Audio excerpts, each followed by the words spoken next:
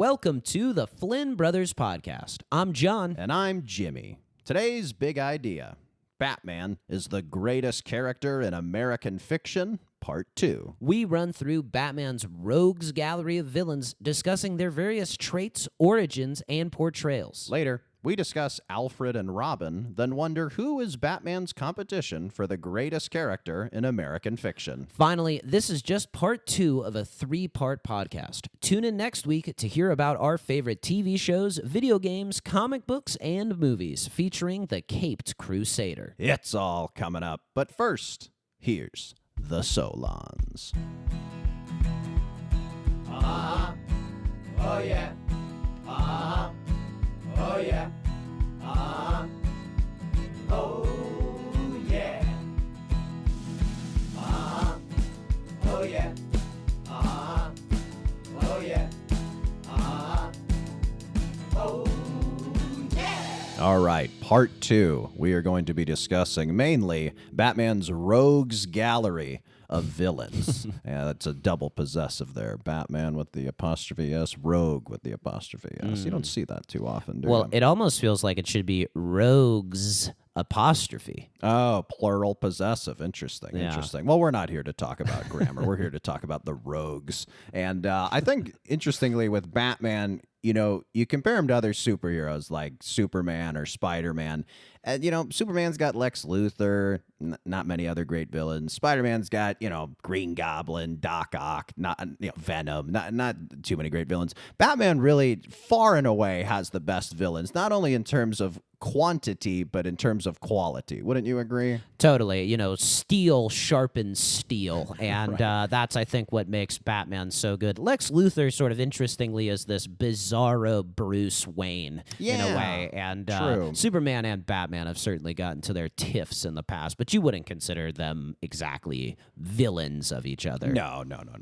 But I think, you know, the interesting thing, too, about these Batman villains is they make Batman greater by association, to your point of, you know, steel sharpening steel. The contrast they provide to Batman is so great because Batman is so self-serious, so brooding. He's kind of the ultimate straight man. And a lot of the villains in the Batman universe are very comedic. So when you put him across the ultimate straight man, it always works very well, wouldn't you say? Often the villains steal the show, Yes. I would say, because Batman is the bread upon which the sandwich is made, sort of. So we're going to discuss all the villains. We've broken into categories here. Not every villain, but all the hits. We're just playing the hits, and we'll discuss, you know, the villains, their origin stories, our favorite portrayals, and sort of state the case as to why they help make Batman the greatest character in American fiction. We'll try to go through them with some pace here, but there's a lot to cover, so strap in, listener. All right, first category, the best. Obviously, who is the only person in this category? The Clown Prince of Crime. Great. The Joker, for people who don't know that he is nicknamed the Clown Prince of Crime. He is Batman's archenemy. They are complete opposites, right? I talked about how Batman's kind of the ultimate straight man. He's brooding. He's serious. And Joker is the opposite. He's a joker. He's silly, right? Batman wears all black. Joker wears bright purple. Batman never kills. Joker loves to kill. They are just absolute perfect foils for each other. Yeah, without Batman, you almost wonder if the Joker would exist, which I guess, you know, Todd Haynes and Joaquin Phoenix brought to life. And there's just something missing when it's just the Joker doing his thing without Batman being there to try to stop him or give some contrast. I think you meant Todd Phillips. Todd Haynes is the director of Carol. Wow. I would May, like to see December. that. I would like to see that movie. He would have made a good Joker movie. Origin for the Clown Prince of Crime. He is typical name in the comic books is Jack Napier. We know in the Todd Phillips movies he goes by Arthur Fleck. And the most common origin story is the Joker is a failed stand-up comic who turns to a life of crime. You know, sort of something I can relate to, but the fork in the road, as opposed to choosing crime, I chose podcasting, which in many ways is worse. Yeah. Yeah. But basically what happens is, you know, the Joker is he's fallen into this life of crime. He's doing some job for the mob is essentially how it goes. And there's they're like robbing some warehouse, or they're in basically like a chemical waste or chemical factory of some kind. As exists in the warehouse district of Gotham. Gotham's pretty gross, a lot of pollution, and the police raid it, and Batman's there as well. And through a series of misunderstandings, the Joker, Jack Napier, falls into a vat of chemical waste, or just chemicals, and which bleaches skin and obviously turn you crazy. It's funny with him, sort of with the Joker. The less you know about the backstory, the better. Would you say that is similar to Batman? Because it's almost opposite to Batman, right? Because we know so much about Batman's backstory, but do you think the Joker works better in this like world where it's like, we don't really know much about him, he just kind of came into being? Yeah, you may not exactly do what Bruce Wayne did and become Batman, but you understand why. There's a very clear linear progression through his life that makes sense. It's better, I think, when the Joker just appears on the scene fully formed and at sort of the height of his powers. He never really breaks character, the Joker. He doesn't have dual identities like Batman and Bruce Wayne. He's just the Joker. There's no like guy he is when he takes off the makeup, right? In the comic books, his skin just is that. He just becomes the Joker. He was this dude, Jack Napier, whatever the name is, and then he just becomes the Joker. Do you think Batman's maybe a little jealous of him? Do you think Batman maybe wishes like, oh, I wish I didn't have to like be Bruce Wayne during the day. I wish I could kind of just be Batman all the time. Yeah, like how the Joker usually lives in some abandoned theme park or like arcade or something like that, and he's just getting to be crazy all the time. There's like hyenas running around that also laugh. Bruce wishes he could just bat out his entire Bruce Wayne manner, I feel like. How would you describe the Joker's comedy stylings? How would you kind of frame it? He's a hack. He's really a hack. And he does the hackiest thing that all hacks do, which is laugh really hard at their own jokes, which is why it's so important for any portrayal of the Joker to have a great laugh, a laugh that makes you laugh with it. And I think it almost compels you with it, because there are some people who are like that, when if they're laughing, then you're laughing too, just because the laugh is so funny. Like Ricky Gervais would be an example of that. Well, even like the Joker's weapons that he uses are associated with like hack comedy. Like he has the joy buzzer on his hand that like electrocutes people. He has laughing gas. You know, if they don't find him funny, he'll put a permanent smile on their face. And he's got, instead of the seltzer flower on his suit jacket, he shoots people with acid. And then of course the less funny weapons like guns, explosives, dynamite. Although he does, for his guns, he does have the bang gun, which then sometimes also shoots out a spear that's on the end of the bang. He's a prop comic. He's very Gallagher. You could see him wielding a massive sledgehammer. To the point about him never breaking character, even when Batman is beating the crap out of him, he's typically making jokes like hit harder, bats, or he's making some like corny jokes. He's really great. It's a lot of like sort of pun based humor, but it's funny in like comic books and some of the movies. He's kind of decent at hand to hand combat, but I think really his superpower is he can just take a beating. Yeah, what part of what I like about the mystery of the Joker is, and I think when they spell out what his backstory is, you get this as well, but you had to have gone through a real tough time if you end up the way that he is. And I think that it's like, you can't do any more to me than has already been done to me, or that I have already done to myself, is sort of the idea. It's like it's like a guy who just starts punching himself in the face in a fight. Is Heath Ledger the definitive Joker portrayal, would you say?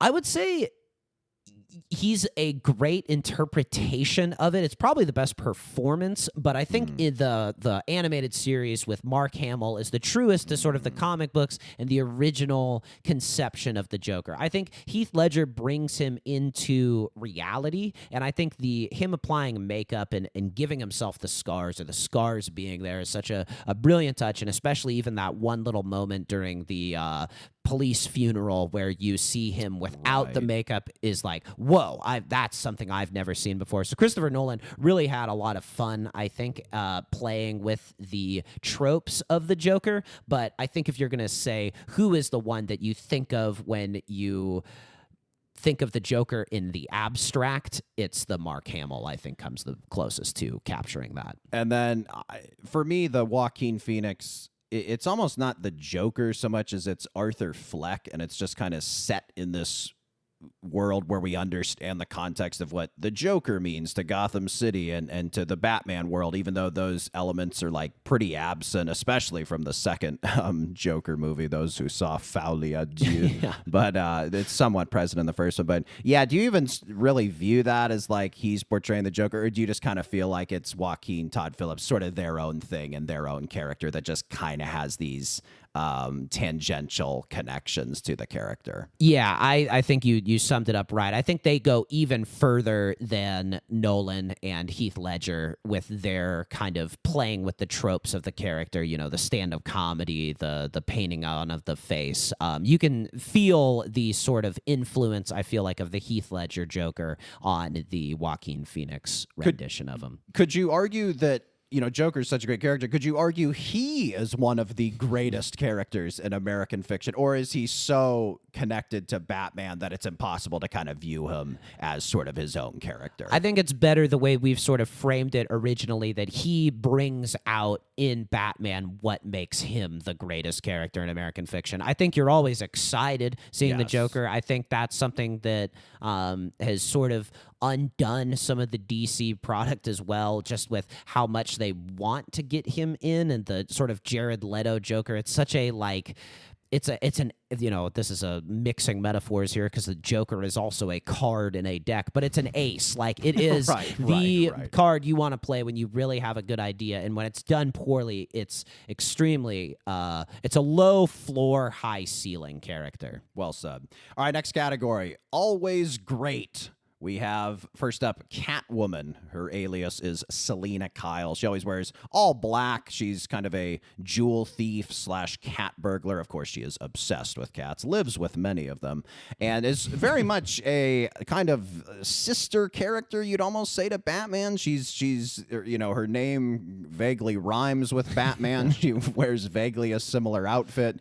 And it's funny. She's kind of like femme fatale, like in the old film noir movies. She almost acts as someone who, like, oh, she's kind of helping Batman, oh, but then she's out for herself, and oh, maybe she led him into a trap. And yeah, what do you think about Catwoman? I find her to be a very good character. Oh, absolutely. I would even argue that I'm more excited to see Catwoman in something than the Joker sometimes. wow. Because I think you get the two sides of the story with Catwoman, because she has a alter ego that interacts often with Bruce Wayne, Right. or will interact with Batman. And so there's all of these different sort of mismatches that you get there. And her character, I think, whereas Batman is this sort of almost cartoon exaggeration of masculinity and masculine strength, hers is femininity. You know, she wears the skin-tight leather suit that shows off everything. She's slinking around. She's not, you know, she uses guile and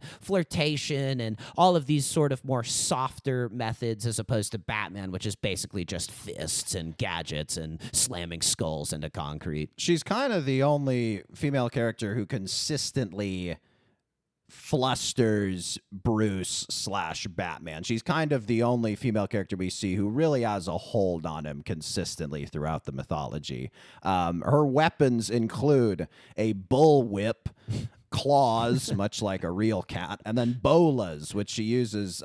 People don't know, they're kind of like things you twirl. I'm trying to think of a word you would get like as an analogy or a comparison, but They're you basically balls on a string yeah, and that you throw them swirl around. people's ankles, Yeah. and it locks them up so they can't run away. If you've ever seen Kangaroo Jack, they factor right. heavily into the plot of Yes. that movie. She is, you're so right. She is like the character, though. Batman clearly has some twisted psyche type thing. And Right. whatever it is about Catwoman absolutely gets it done Yes, for yes. Batman and Bruce Wayne. I mean, I feel like the first time that he sees her slinking around at night, he's just all in. Love at first sight is really what it is. And then the fact that she also commits crimes just makes it all the better. There's this very sort of twisted, and she too really likes, I think, Batman as well, is usually the way. Like, she's impressed, she's inspired by Batman. She admires the sort of approach that he's taken into the night. You could argue that Catwoman probably wouldn't exist if Batman wasn't a character. Do you think that she can sort of come about on her own without his example? I think it's true, and it's said many times throughout the Batman mythology that he kind of emboldens these people to become supervillains. They really wouldn't exist if Batman hadn't have, drawn up the blueprint for being a masked weirdo who, prances around on rooftops. In terms of the portrayal and the best portrayal of Catwoman, I think Michelle Pfeiffer is very good in Batman Returns. I think Dark Knight Rises, Anne Hathaway's very good. I think Zoe Kravitz was very good in the Batman. I think most of the portrayals are pretty good for the most part. Do any of those three really stand out to you as who's the best? I think it's just a great role, frankly. I think you're a very empowered character. She's independent. She's always kind of getting the best of Batman, a classic Batman Catwoman interaction is Batman catches Catwoman committing some crime. She flirtatiously strikes his lip or something. He gets off his guard and she knees him in the groin and is gone. That is, and it's just you're getting one over on Batman, the baddest dude in all of fiction. And and then you also get to be the character who's either this down and out person who's living on the sort of margins of society, or a high society dame. You're this. There's a lot of very interesting aspects to this character. She's the only quote unquote villain that Batman will work with, right? Who he will collaborate with. I just wanted to mention too, I'm going to probably mispronounce this name, but Gray Delisle, who plays Delisle maybe voices Catwoman in the Batman Arkham games. She also does a wonderful portrayal of the character. All right, moving on. Next character we have in the always great category, the Riddler. His alias is Edward Enigma, which is frequently shortened to Enigma, which goes to showcase him as a very ambiguous and puzzling figure. Kind of like Tim Duncan, as becoming a basketball player. Lonzo Ball. Yeah, Enigma becoming a supervillain that loves puzzles really just fits. He just loves to dupe and trick Batman, and it's so hilarious because Batman is the world's greatest detective, and ever since the beginning, even in the 60s Adam West Batmans, a hallmark of the Batman universe is the Riddler presents some admittedly stupid pun or riddle, and Batman just cannot resist. It's like catnip for him. He just cannot resist solving riddles. It is one of the things he loves most in the world. We went through Bruce Wayne's daily schedule on the last episode. I think we neglected to mention that he's definitely has a very long Wordle streak or the connections. He's subscribed to the New York Times games. He probably the Riddler probably just sends it to him, and Bruce is like, oh no, another riddle I have to solve. Secretly super happy. I have to leave this high society banquet to solve this riddle that this sicko put specifically to me. Blast. As great as the Riddler is, though, he feels sometimes like kind of a Diet Coke Joker, where it's not quite as strong as the real thing, but still scratches the itch. I think the big thing that separates the Riddler is he has this inferiority complex where he just hates not being taken seriously, and he hates not being seen as this very potent, admirable foe. And I think the fact that he maybe isn't as good as Joker, you make connections as Joker, it kind of just works in favor of the character, where it's he is kind of underestimated. Yeah, and I think he's another character who the origin story sort of has him feeling slighted and kind of gets inspired again by Batman's example. And I think, you can sum up the difference between the Joker and the Riddler is jokes are better than riddles.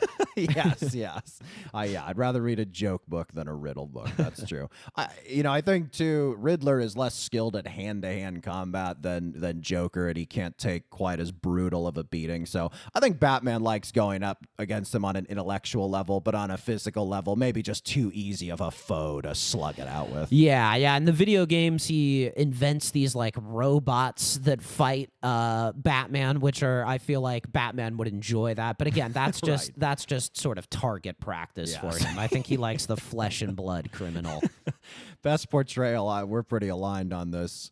Jim Carrey in Batman Forever. Yes, I think he is the one who captures it best. I think Paul Dano did a very good job with the Riddler in the Batman, but sort of similar to the Heath Ledger Joker performance, you're kind of playing with the tropes, but I wouldn't say that this feels exactly true to maybe the original conception. But again, if you want to make it feel real-ish, you do have to get away a little bit from the comic book.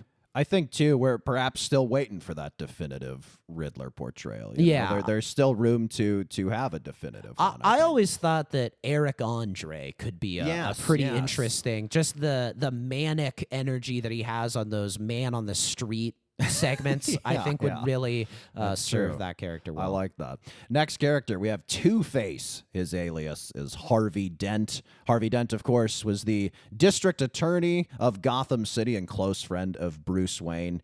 When Harvey is district attorney, you get the sense that, yes, he's noble, but he's maybe also a little corrupt in the same way, like, occasionally Commissioner Gordon can work outside the law. I think it's just part of being in Gotham. We compared it to New York in the 70s in part one. It is this thing where it's like, I think Harvey's a good guy, but even before he becomes Two-Faced, there is a side to him where he is two-faced, right? Yes, there's some sleaziness to him. I'd say there's an ambition to him. Actually, one of the great parts, I would say, of Folie à Deux was the Harvey Dent portrayal, where he's this sort of slimy, ambitious, but highly competent lawyer, which I think, just kind of picture your typical district attorney. Like, usually the district attorney has a little bit of grease. And with Gotham, it's like, if you're not bending the rules a little bit, then you're kind of fighting with one hand behind your back. Dent eventually becomes Two-Face. There's several different versions in the comic books, movies, etc. But basically, what always happens is half his face / body is brutally and irreversibly damaged. It usually happens via explosion, chemicals, a chemical explosion, or acid in his face. There's sometimes he's in court and they throw acid in his face, one of the witnesses he's interrogating, or it's just in the Dark Knight, there's the explosion. And it's kind of fortuitous that Harvey Dent becomes Two-Faced, because as Harvey Dent, he's obsessed with a coin, this lucky coin that he always flips whenever he makes a decision, hopefully not whether to plea or send someone to fry. But he's a man who, even before he becomes Two-Face, he was obsessed with 50-50 chances. So it just is a perfect villain for him to have become. Yes, and I think the other thing that is so moving about the tragedy that befalls him is, I think the other characteristic of Harvey Dent is vanity. Yes. Like that he is a very image-obsessed person. You kind of see him sometimes as Gotham's second most eligible bachelor to Bruce Wayne. You can see those two hitting the town together, chicks debating which one is, the more desirable guy. But yes, this accident also sort of gives him this secondary personality. He kind of becomes two people. There's the sort of good of him that is still kind of deep and buried inside, and then there's the sort of burgeoning criminal mastermind that emerges as a result of his burnt or chemically distorted face. He kind of has those monologues going back and forth, I guess dialogues, because it's his two personalities. It's sort of like Gollum in Lord of the Rings, right? When he becomes Smeagol, if you will, Smeagol and Gollum, yeah, nerding out here on the Flynn Bros pod. He becomes Two-Face, which Two-Face is principally a mob boss, and it obviously goes against his work as district attorney. Two-Face is pretty simple as a villain. He just kind of totes big guns, and he likes robbing banks. Any other hallmarks of Two-Face? He's you can got think of? henchmen that are typically clad in two-color outfits that call him Face. Yeah, Hey, Face. it's They don't his call him nickname. Two-Face It's his often. nickname. Yeah. It's Yeah, his he street doesn't nickname. seem like a good guy to work for, No, though. no. Very wide mood swings. The thing that makes him more nuanced is Harvey Dent is still inside of Two-Face, right? And it's obviously a mirror for the Batman Bruce Wayne split personality, and it's interesting that they just relate to each other so much, and you can feel that Harvey's still in there so many times, particularly kind of the end of the Dark Knight with the Aaron Eckhart portrayal. And yeah, it's almost, does it kind of almost remind you of like Darth Vader, the Two-Face character, where it's like, part of him is Anakin Skywalker's in there somewhere, but boy, Darth Vader's really calling the shots, isn't he? Yeah. You could see him perhaps turning on the Joker, and I also think Bruce is so sympathetic to him because he's like, Harvey, don't you realize you can get dressed up in a suit and beat people up, but do it for good? Like, why do you have to be evil? I think that's what he's so sad about. He could have a true equal. It's like, we used to run this and not the knights together in this town. We can do it in a different way. Two-Face works very well in animation and video games. I think his best portrayals are in Batman the Animated Series or the Arkham games. I don't know that we've gotten a perfect film version. I think Aaron Eckhart is very good. I think he's maybe better at Harvey Dent than he is at Two-Face, and then the Tommy Lee Jones is probably our favorite in Batman Forever. We like that movie disproportionately compared to other people, but Tommy Lee Jones, I mean, he's very much Two-Face. There's no Harvey Dent really in his portrayal. No, at all. he really brings the two sides of the coin. He doesn't. You don't even really ever see him as Harvey Dent. He's fully realized as Two-Face. All right, next character, Poison Ivy. Her alias, Dr. Pamela Isley. So she's basically, in her origin story, she's working alongside a professor or a criminal accomplice who is injecting her with toxins, and she's either doing it for research or some criminal purpose, and she eventually just goes crazy because it's like the Joker falling into a vat of chemicals. If you fall into a vat of chemicals or get injected with toxins, you go crazy, and she develops an immunity to all poisons and diseases. She essentially becomes, I guess you'd call her an environmental terrorist. I mean, she's just so pro-nature and anti-human that is really the core of her villainy. Yeah, she would destroy the entire human race if it meant saving one rose bush. Yeah, and she hates the Wayne Corporation. They create a lot of pollution for whatever it is that they do at that building. And I think you're right. Like, she's probably the least selfishly motivated villain. And she kind of too. She sort of works as a femme fatale love interest for Batman, although Robin is a little more seduced by her than Batman. Is that right? Yeah, I think Batman would, there's always sort of a charged, tension between them, but he's really a Catwoman guy, whereas Robin, he knows the Catwoman's off limits, but there's only really one other chick in the Rogues Gallery, and he's like, oh, well, she's also got a skin-tight outfit on. It speaks to the naivete of youth, where if a gorgeous woman gives you the least bit of attention, you will ignore all red flags, up to and including a woman whose lips are literally glossed with toxic poison. But yeah, her outfit is hilarious. She's always covered in leaves or like a skin-tight green leotard skin tie. We've been talking about that quite a bit. More recently, in our more modern times, they have pursued the Poison Ivy characters having sort of this lesbian relationship with Catwoman. That's sort of a lot of what they've been doing. And part of me wonders, that's very progressive. But then the other part of me is like, well, is it progressive, or are we just kind of catering to like comic book nerd fantasies? Yeah, the guys who were drawing, images in their teenage bedrooms grew up to write the comics, perhaps. It's a little bit, just what can you say? It's guys, there's two chicks, these aren't the guys who do the best with the ladies if you love comic books, ourselves included. So, yeah. Best portrayal, I would probably say the animated series. I think kind of like Two-Face and other characters, it's just a little hard to do Poison Ivy in live action. I think she's just better suited to comic books and animation.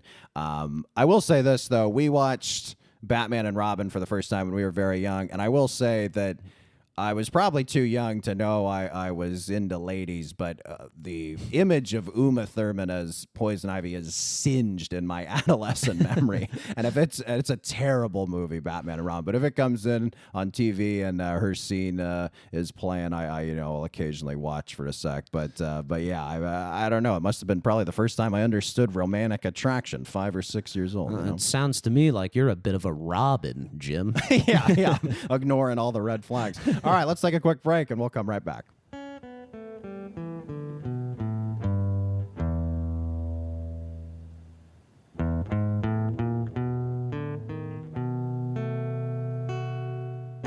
Okay, next wing of the Rogues Gallery. This category is called Hit or Miss. These are the villains that are sometimes okay, sometimes not so okay. We're going to start with the Penguin, his alias, Oswald Cobblepot, or in the recent HBO series, The Penguin, Ozcob. Did you mean to say wing? Were you thinking of the penguin? Because penguins have a wing. No, I was imagining the Rogues Gallery is almost like a museum. But that is clever of me, isn't it? Yeah. I wrote down here this quote from the 1966 Batman where the Penguin is described, I believe, by either Commissioner Gordon or the police chief. You want to go ahead and read it? That pompous, waddling master of foul play, maestro of a million criminal umbrellas. That's the Penguin. Speaking of wordplay, foul play, you wonder if that's bird spelling, WL or UL as in foul play? The puns factor very, very heavily into the 60s Batman. Oswald Cobblepot's / Ozcob's origin story differs. It varies. In Batman Returns, he's born to deform. He is born deformed to wealthy parents, and they throw him into the sewers where he is raised by penguins. In some of the comic books, this is kind of what happens. He's always kind of born with a deformation, and he spends lots of time with birds, just in general. In the Penguin HBO show, he's basically showcased as a poor, kid who has an urban upbringing and walks with a limp, again, a result of a deformation. And it's a little more grounded. I do think that this Colin Farrell now reinterpretation of the Penguin has made the character much more grounded, whereas before he was just a little preposterous. Totally. The making him the Penguin because of the way that he walks, as opposed to him having parents that are penguins or eating fish, or having a penguin beak. When I saw that touch of the kind of Colin Farrell take on it, I was like, oh, they've really got a great grasp of this, and it just makes sense. It makes a lot more sense of that being his nickname as opposed to spending lots of times with birds and loving raw fish. The Penguin is sort of a gentleman of crime. He's always wearing a tuxedo with, are they called penguin flaps, or what are those? Coattails. Coattails. But penguins are thought to wear tuxedos That's because right, of that's their right. feather patterns. And like some of the other villains, he's always very underestimated. He's always seen as kind of short and rotund and not very fearsome. His main weapon, he uses an umbrella, often that shoots knockout gas or impaling objects. What do you think of that as a weapon? Gas really factors heavily into the Batman universe, particularly for a superhero who doesn't wear a mask that covers his nose and mouth. Although sometimes he, gets it, or he's got the cape up, and that protects him. I think the gas is also, a lot of Batman media is meant for kids, and knockout gas is a little less violent. It's true. If you get older, you're like, man, I really thought knockout gas was going to be a bigger threat to my day-to-day life. The best portrayal, I think 100% is Colin Farrell. He's just masterful. If you have not seen the Penguin HBO series, it's incredible. Like, it's way better than it has any right to be. The ending is so phenomenal. It's really grounded, really funny, really violent. Just a really great show. Yeah, Colin Farrell is gone. Like, you don't see any of the prosthetics. He is in that skin, and it's jarring to me to see him outside of it, because I believed that Ozcob actually existed. The couple of hit or miss performances, there's Burgess Meredith in 1966's Batman, and then Danny DeVito in Batman Returns. Again, the Burgess Meredith, it's just too much the gentleman of crime, and he kind of does like a nyah, nyah, nyah, nyah, like sort of penguin bird laugh noise. And then DeVito is like just in the sewers, eating the fish, bags under the eyes, looking gross. It's just a little preposterous, both portrayals. I would have loved to see DeVito's version of the Colin Farrell Yes. penguin. I think he could have done a great job with that. Wonderful thought. Next character in this category, we have Mr. Freeze. He was created in the comic books in the 50s as Mr. Zero, but when the Batman TV series in the 60s comes around with Adam West, he becomes Mr. Freeze. What do you think? A better name, Mr. Freeze or Mr. Zero? Mr. Zero, I mean, it's like you're a loser. Mr. Freeze is sweet. Who are you going on a date with? Mr. Zero? He's a zero. Don't go on a date with him. He's best shown in Batman the Animated Series as this tragic villain named Victor Freeze, spelled like fries. And the character, basically the backstory is he has a terminally ill wife, Nora, he's trying to keep alive by cryogenically preserving her until he can find a cure for her terminal illness. And when he's in the lab trying to figure this out, he suffers an accident, becomes Mr. Freeze. There's always these chemicals or accidents, or there's usually a lab involved with a lot of these villains. It's pretty interesting with the supervillains that there are all of these explanations for why they turn to crime. Yes. Especially considering that Batman just fights criminals as is and seems to see criminals as this element that is just going to exist within society, Right. as opposed to thinking about the root causes. I mean, this is obviously, right. you know, the part of the dilemma and the dichotomy of Batman, but it is interesting that all of them have reasons for turning evil. None of them are just like, yeah, I'm bad. It seems easier than working right. a regular job.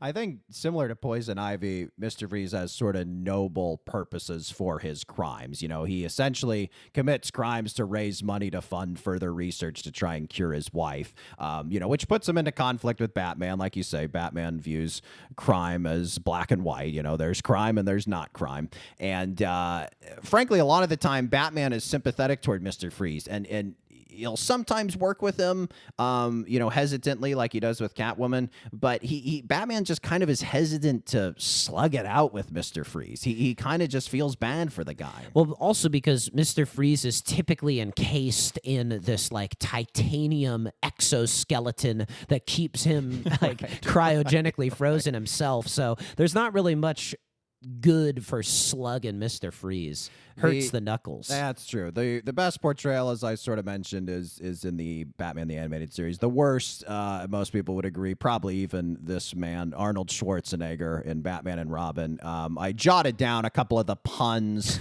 that Schwarzenegger uses in Batman and Robin. There's one point where he freezes a bunch of guys and he says, "The Iceman cometh."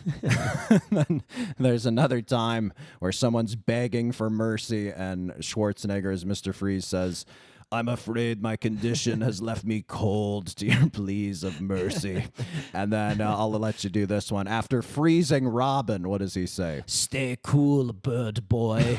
Good. Better Schwarzenegger than mine. Good Thank job. you. Well, I got to see you kind of trot it out first. I actually think like Schwarzenegger could have done a good job with him, because he has the physique for him. Mr. Freeze is large. I think that's a big one. And also, I do think canonically with the last name Freeze, Fries, he is like Austrian, German, Scandinavian. yes. That is kind of the ethnicity of him. And Schwarzenegger is a good actor. Like there are lots of movies where he's really good. Just this one, he's saddled with this pun-heavy script that doesn't really allow him to bring much humanity to the portrayal. I think the Mr. Freeze character might be due for a revisit. Maybe, I don't know, him and Poison Ivy team up, fight global warming. What do you think? I like it a lot. I think that, I do think, how about a Skarsgård getting into that? You like that? like a little that. serious that. action? Another character in the hit or miss category, we have Bane. He grew up in a prison in the Caribbean. It's unclear what Bane's ethnicity is. He wears a luchador mask, which would make you believe he might have Mexican roots. He's raised in the Caribbean. Sometimes he's portrayed as Russian. Canonically, he speaks a lot of languages. He's sort of a man of many nations. Is that what we should say? Yeah, and I think he's also kind of the closest to Batman in terms of physical strength matched with wow, this guy's actually pretty smart. Yes.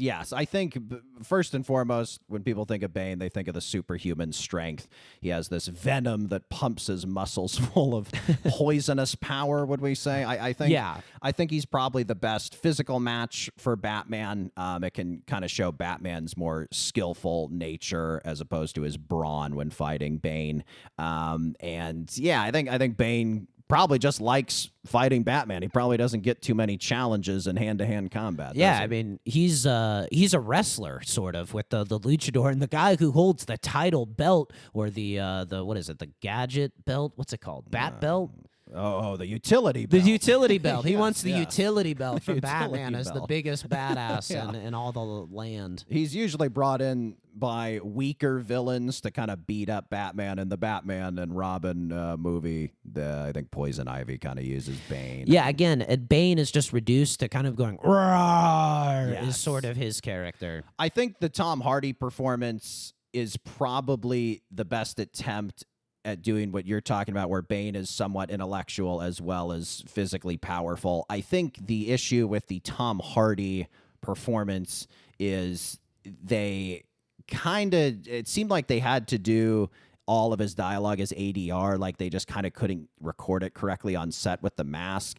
And Tom Hardy, the voice he does, is like, it's a swing, and like it is effective when the lines are short, but later in the movie when he has to do long monologues, the voice just becomes a little cloying. Yeah, it's hard to just understand him. Yes. And I think that's a big issue. I will say we once saw the Mission Impossible, one of the Mission Impossible movies, in IMAX, Yes. and they showed that first scene of them on the plane. Right, where- because they would always, Christopher Nolan movies, they always tease with like a 7-minute clip of the upcoming movie, right? Yeah, and it was awesome. I almost walked out of the theater. It's like, I'm not going to see anything better than that. And that sequence is right. really great. And his physicality, I mean, just how huge that he got for that role, and not in a like super jacked, like he's not shredded. No. Like he's just massive, which is, Beefy. I love it when people get massive for movies. I think that's always great. Listeners of this podcast know we like studs. All right, next character, we have Scarecrow. He is typically the gangly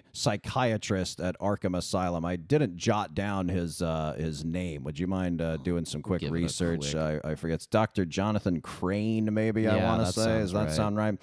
He's a psychiatrist at Arkham Asylum. He's obsessed with fear, and he conducts, is that Jonathan Crane. Wonderful. He conducts these fear experiments on patients, just what you want to hear from a prison psychiatrist. Yeah, these people who have a tenuous grasp on their own sanity, and he's again blasting them with gas. It's always toxins or gases with him, and yeah, I mean he's why Arkham Asylum is such a sick, terrible place to send criminals. I mean, I can't believe Bruce Wayne consents to the continued operation of Arkham Asylum. He's got the money to privatize Yeah. it and get some decent help in there. Absolutely. Yeah, for Some goodness sake. rehabilitation, lower the recidivism rates. I mean, you imagine that anyone who goes to prison, no one in Gotham who goes to either Arkham Asylum or whatever, the Blackgate prison, Right. comes out reformed and ready to get like no. a union job fitting No. pipes. Like No they're going chance. right back to crime. He's always trying to release fear toxin into Gotham via the water supply or aerosol spray. It's interesting because Batman also operates in fear, so it's the Scarecrow character is kind of an interesting reversal of it. I would say in terms of a definitive performance, we kind of haven't had one yet. I think Cillian Murphy's good in the Nolan movies. Scarecrow's portrayed well in the animated series and Arkham games, but I think maybe he just isn't a character that has been explored too much in depth, and maybe that day will come. Or what do you think? Is he maybe too one note of a character? I'm never super excited for him. I don't know. It's just something being able to take over Batman's mind, I guess, is sort of interesting in theory, but I don't know. Batman's all about fear, so there's not so much contrast really to him. So yeah, he's not my favorite. Next category, we have the overrated category. We're going to do a couple of characters here. The first character, Ra's al Ghul, or Ra's al Ghul. He is the leader of the League of Shadows, the League of Assassins that helped train Bruce Wayne. He is the father of Talia al Ghul, Bruce Wayne's lover, and father of Damian Wayne, who is his son and is occasionally Robin in certain mythologies. I think the issue with I'm going to do Ra's al Ghul is the character just veers too far into the supernatural, and I just don't feel like certain elements of supernatural are okay with Batman, but it's like it can be preposterous as long as there's a shred of realism. Yeah. But I think with Ra's, it's just a little too supernatural for me. Yeah, he like is immortal due to this thing called the Lazarus Pit, which he dips himself in this green chemical goo and lives forever. It's just kind of too much. It's kind of more of like a Superman villain. Like Superman, I think, since he's an alien, since there's this already sort of sci-fi element to his stories, you can kind of get away with that stuff. I like, for my Batman stuff, as preposterous and sort of silly as a lot of the villains are, there is a shred of believability to all of them. I would say his best portrayal is in the Arkham games, but having Liam Neeson in the Nolan movie is pretty awesome, I gotta say. Did set the tone for that trilogy of just being like, we're doing something real different. And Liam Neeson, I think, really gives a lot of gravitas. And I do like the idea of him saying, Gotham is beyond saving. It needs to be burnt to the ground for anything good to come out of it. We gotta crash the monorail. Other character in the overrated category, we have Harley Quinn. Now, Harley Quinn is very good, and this may be a little bit of a controversial take. I think on the good side, she's very good comedic relief, particularly in Batman the Animated Series where she was introduced. But I just think in these live-action movies, she's kind of been done to death, like with multiple Margot Robbie performances, I think 3, the Lady Gaga performance, which, again, isn't really Harley Quinn. It's kind of Todd Phillips, Joaquin's own sort of version. What do you think is the issue with her? I just kind of maybe think she's not that interesting of a character.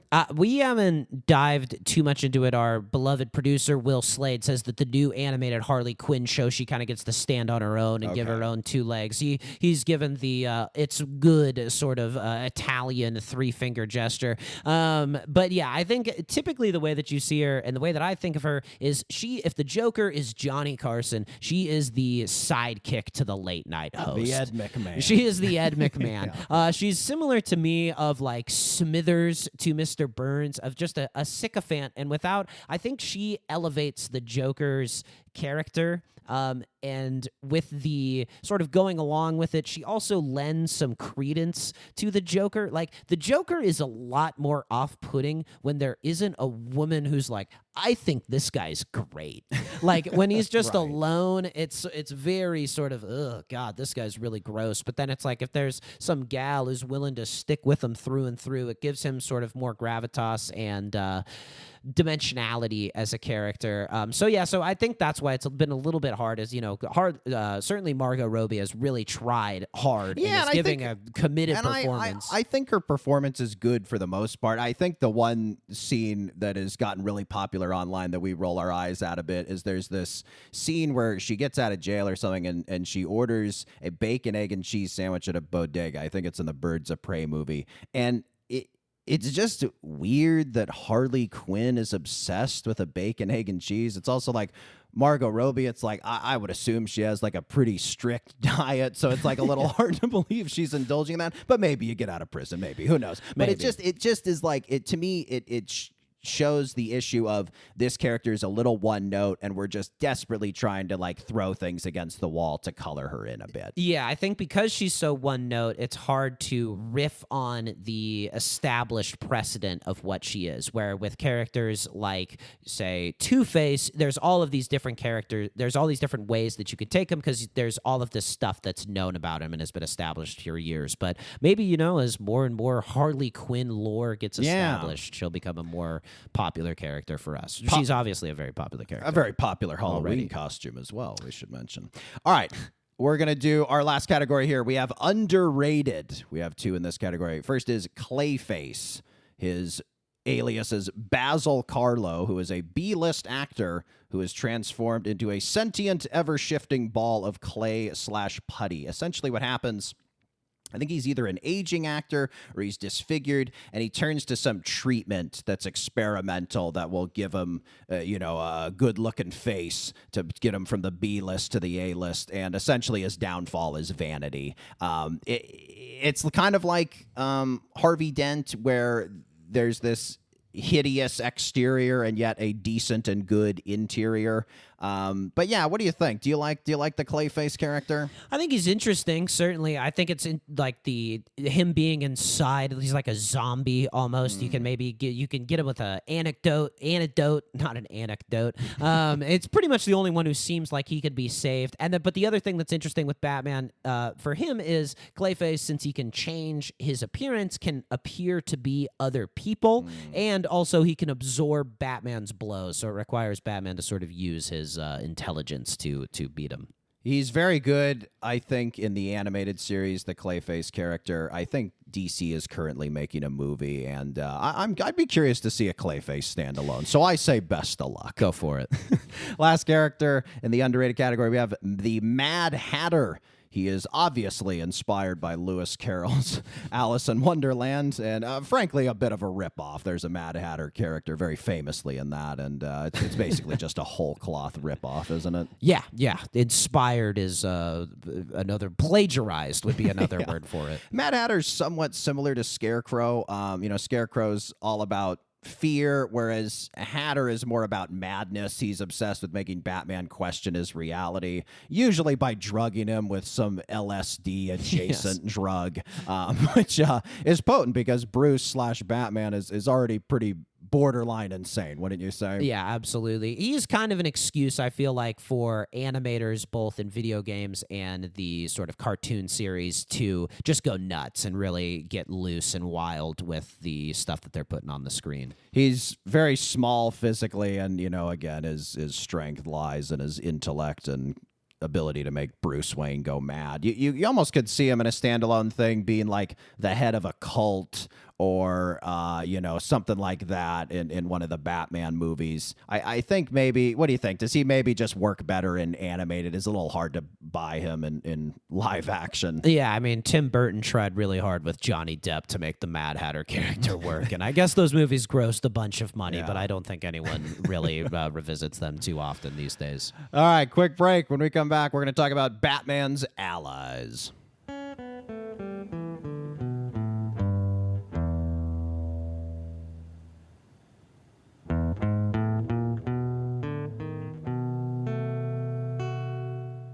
Okay, Batman/Bruce Wayne's allies. Let's start with Alfred. He is the Wayne family's butler before the death of his parents, and then after Wayne's parents pass, he continues to be the butler. In the origin story for Alfred, he used to work in British intelligence, so there's kind of this built-in element of, it just sort of happened to work out so great that Batman ended up becoming an expert in intelligence and armed combat. A good thing Alfred is here to mentor him. But he very much is reluctant. He doesn't really want to support Bruce's Batman project, does he? No, but there was this there was an animated series sort of sequel that was produced by Amazon that was produced partly by Matt Reeves. Am I getting the name is right? that Batman Cape Crusader or something something like that. Yeah. There is this scene where they do the flashback to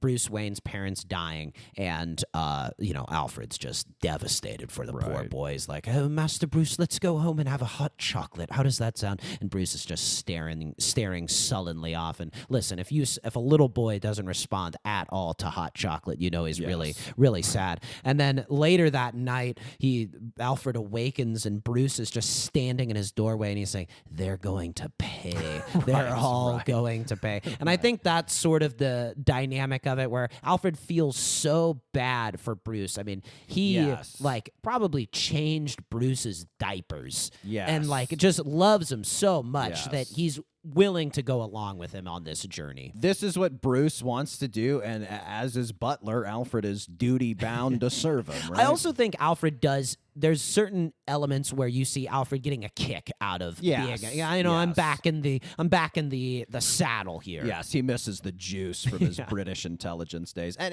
to his credit, he tries to steer Bruce always in the right direction as Batman.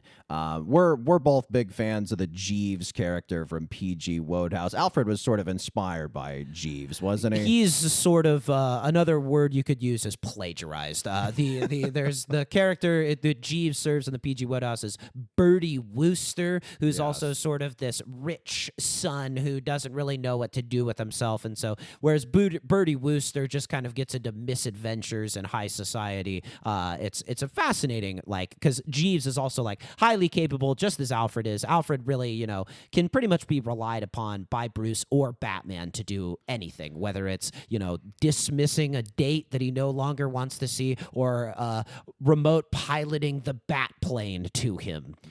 Alfred can do it all. And, we talked about Batman being the ultimate straight man, but Alfred is sort of the straight man, where Batman or Bruce will say something Batman-ish, and then Alfred will say something sarcastic. And I think he works really well as kind of a sarcastic comedic foil to Batman/Bruce. Absolutely. You need something to puncture Batman's hyper self-seriousness, and Alfred's the only other one who's allowed in the Batcave, so that's where you kind of get the humor there. I don't know that there's necessarily a definitive performance, but I would say pretty much I've never seen a bad Alfred. Have you? I like them all, yeah. There's some that are he's a little bit older, and sort of that's in the Batman Forever. There was in The Batman, of course. Jeremy Irons. Andy Serkis. Andy That's who it Serkis. is, Jeremy Irons was with Affleck. That's it's just right, it's yes. always a pretty interesting pairing. Michael Yes. Caine, we'd be remiss if we didn't mention him. Yes. And so it's always a good role. I mean, the Jeeves character, the hyper competent butler, I think is just always a fun time. Let's move now to Robin. He is typically, his alias is Dick Grayson, but he is also Bruce's son, Damian Wayne, or in other mythologies, Jason Todd. The Dick Grayson character was part of a family of acrobats, the Flying Graysons, and like Bruce, he was also orphaned. His parents die in a tragic acrobating accident. But it serves, again, the backstory of him as an acrobat serves Robin well. He's nimble. He can get into tight spaces that Batman can't, and eventually he becomes Bruce's ward. That is always the word they use to describe the young boy living with the single unmarried man. It's his ward. What is a ward? I believe it's just somebody who you take in, you're their guardian, I see. essentially, Okay, for an okay. orphan. Something that just occurred to me now is whenever this happens, whenever an orphan tragically loses their parents, whenever an orphan Right. tragically loses their parents, Bruce Wayne shows up on the scene, right? Yes, And it's yes. everyone's like, oh, of course. Well, this is a perfect fit. Bruce Yes. is an orphan. He has all of these resources. Of course he can take this Billionaire, in. yeah. Although, how does it not blow up Batman's spot that shortly after taking in this young boy, Robin appears on the scene? Yes. Well, it's maybe a slow build. Yeah. I would have liked to seen the inspection by whatever government agency is going in. It's like, okay, so your ward lives here, Yeah. and what's going on in the basement down there? Oh, nothing. Just don't pull the third book on the fourth shelf of that bookcase. I don't recruit orphans to be my sidekick. It's funny, Robin, typically in the mythology, he discovers Bruce as Batman by accident. Dick has been taken in by Bruce, and he just sort of accidentally figures out that Bruce is in fact Batman. It kind of being Robin, working with Bruce, it's sort of inevitable. You couldn't resist if you were his ward, and he's the coolest guy, and he's a billionaire, and he kicks ass. You would have to be his sidekick, right? Yeah, and then typically Robin is also orphaned by crime, so he has Right. similar motivations, Right. and so it's really difficult for Bruce to be like, no, you can't dress up in a costume and slug criminals at night. Even though we have the same backstory. At first, Robin is always very excited to be with Batman, but then he kind of chafes eventually at the lack of responsibility, or Bruce is micromanaging. Bruce, as Batman, is really tyrannical and gives his sidekicks a very short leash, doesn't he? Vince Lombardi-esque figure for his mentees. Eventually, Dick Grayson goes off to become his own superhero, Nightwing, who is, again, very similar to Batman. He works in the neighboring town of Bloodhaven. Imagine high crime in Bloodhaven. Yeah, who would move to Bloodhaven? I guess if Gotham City's sort of Manhattan, Bloodhaven's Brooklyn, or maybe Trenton, New Jersey. I don't know. Newark. And basically, once Dick becomes Nightwing, that's when the other Robins come in to take his place. And there is sort of a kinship between all these Robins. Occasionally, they'll meet in the comic books, and they talk about, hey, man, it's Bruce. He's a piece of work, He's man. tough. Yeah. He's tough. Sometimes there's even kind of two running at once. Like sometimes when Nightwing comes in and there's like jealousy between the Robins. It is kind of an interesting dynamic, though. I think Robin is a very difficult character because of the precedent set by the 60s Batman, which is evident in the character's sort of name, Dick Grayson. Like, Right. no one's named Dick, and he's such a joke, and I think you kind of tight, short shorts. Yes. And I think sometimes readers or viewers grow weary of him. There was even a time where readers voted to kill off a Robin. So that's right. it's a difficult character to pull off, but it does it really kind of feels incomplete sometimes, the Batman stories, if there isn't a Robin sort of talking about. I think again it kind of just helps showcase Batman as a great character, the Robin character. And the age of Robin is difficult. It's like, in order to get a good live action performance, you kind of need to cast someone probably in their like early 20s, but then it's like, well, Robin's like kind of supposed to be like a teenager, but then it's like you have kind of these like more YA novel elements if Robin's a teenager. So I don't know that there's really been a definitive version, or in live action at least they've really solved it. He works very well in the comic books and the animated series, but I just still think they struggle to figure out Robin. I think it's because it's just utterly irresponsible to have a boy fighting crime at night if you're going to do the gritty realism, so you have to have it sort of a fantastical element. One of my favorite characters in the entire Batman mythology, Commissioner Jim Gordon. He is, I would say, the only honest man in the insanely corrupt Gotham Police Department. He works very closely with Batman. Doesn't interact a ton with Bruce. I don't even think he obviously doesn't know that Bruce is Batman. He's kind of just buddies with Batman. Doesn't want to know. No, to me, no. He never seems to like try to figure out his identity. Knows that he's most powerful as this sort of anonymous caped crusader. And he's a fascinating character, just a classic noir character.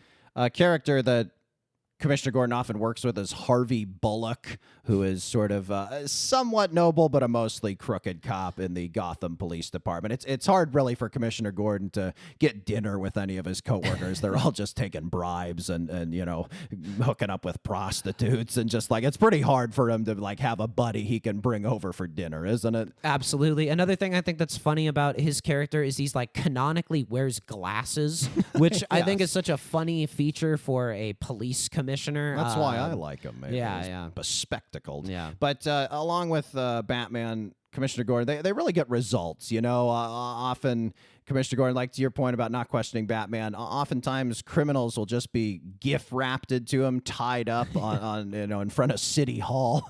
And Commissioner Gordon, I think, probably just thinks, hey, if it ain't broke, don't fix it. Yeah, we're having trouble getting arrests going and, making these things happen. Although you would wonder sort of how does it go once Batman captures a criminal? And like just dumps them on your, like, there is so many violations. I mean, due process. Yeah, no defense rights. attorneys are getting these cases dismissed left and right, I'm sure. Back out on the streets they go. Yeah, but I do think Commissioner Gordon is maybe one of the few people who understand what Batman is doing. Yes. Like sees it in the same way that Bruce Wayne sees the Batman project. And that's why Commissioner Gordon has the famous bat signal. The bat signal is just so hilarious. You can only use it at night. It assumes that all crime is going on at night. I think it's sometimes when is Batman not out at night though, right? It's like why would he need to use it at night? Like there's so few times where like Batman is not in the Batman outfit kicking crime's ass that even needs a signal. I guess it's kind of those early evening times. Like we talk about Batman, he usually goes out 11 or midnight. Maybe occasionally crime's starting up 9:30 and you got to flash and be like, hey, Bruce, like slam the protein shake, get back out. Yeah. There's some stuff going on. Now I'm sort of realizing, because I agree with your point, but I also think the other purpose of the bat signal, other than intimidation of criminals, is to signal Batman that Gordon wants to talk. They're going to meet on the top of the Gotham City Police Department. Yeah. He's going to hand him a manila folder. Yeah. It's not like you can call Batman on a cell phone or text Batman. It's all purely face to face. And of course, Batman always disappears. Commissioner Gordon's about to make one final point, or that one last thing. Let me see. I have these files here, Bruce. He looks away from him for 1 second. Not Bruce, Batman. He doesn't know he's Batman, but yeah. But lots of great performances of Commissioner Gordon. I think Gary Oldman's great in the Nolan movies. Commissioner Gordon is fantastic in the animated series. I don't really think there's a bad one. I like who's it in the Batman? Jeffrey Wright. Jeffrey Wright. He brings he's a wonderful nice, as well. A nice element. Okay, next character. We have Barbara Gordon. This is Jim Gordon's daughter. They sometimes call her Babs. What do you think of Babs as a nickname? It's in the exact same. Babs as a nickname is fantastic. It's in the exact same wheelhouse as Dick Grayson. It's just this name doesn't exist anymore. This is a 50s name. Barbara, she eventually becomes Batgirl.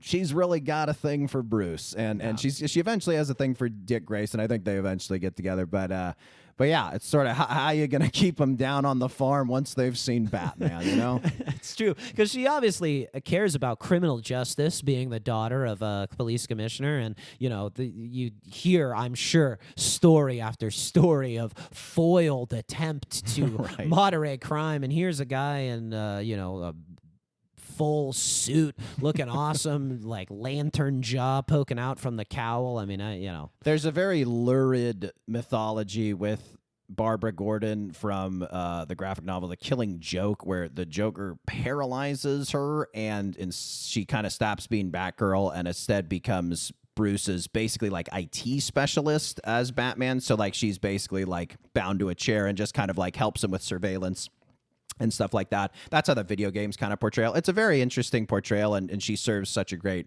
role in that. But it's like you kind of wish it didn't have to be the result of like a very lurid R-rated graphic novel. Totally. The other interesting thing is I think she knows Batman's Bruce Wayne, right? Yes, and I think so, that is another funny element, is that she keeps that secret from her own father. Right. Well, hey, how are you going to Who is Batman, Babs? I got no idea. I have no clue.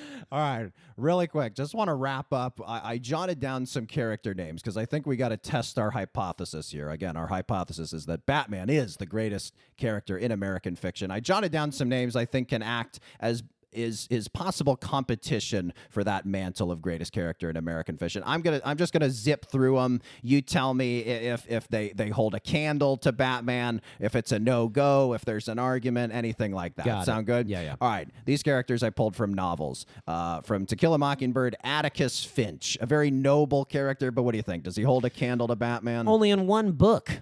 Immediately dismissed. Well, then you're going to hate this next name. From The Great Gatsby, we have Jay Gatsby. Yeah, kind of a good character, but a little unsatisfying for me, ultimately. I think also Gatsby is rich, but he ain't Bruce Wayne rich. He doesn't have a bat plane.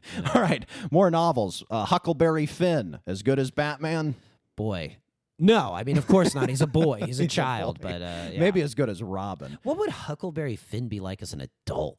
Oh, well, who knows if he makes it that far. His diet of grubs, and he's just kind of a gross kid, isn't he? Floating down the Mississippi River on log rafts. That's not a way to survive very I don't know. long. Holden Caulfield, does he hold a candle to Batman? No, he just calls people phonies. Although I would bet I bet Bruce Wayne really likes Catcher in the Rye. Yes, I believe that is true. I think, too, the issue with child characters or your young adult characters, they're just kind of not complex enough, right? That's kind of a big issue.